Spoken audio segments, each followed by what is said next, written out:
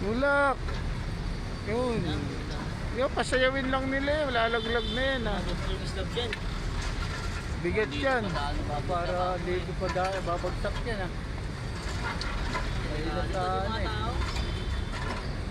Okay, layo yung mga tao ha. Sir, malayo. Oh, 10-4.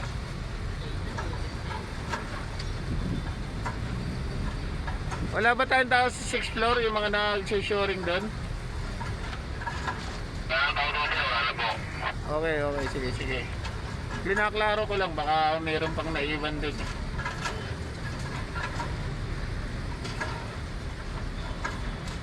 Tangina, lumampas dito, natabunan yung dalawang dump truck ni Jimmy. Yung dalawa yan. Sigurado dalawa yan. Tangina, patay, GDP. Yung dalawa yan. May bako pa pala doon. Tangki ko. Pati yung bako.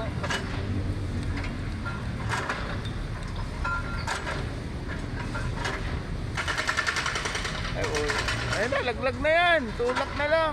Abante. Ano, akitin ko na yan. Sirayan na ng bender yan.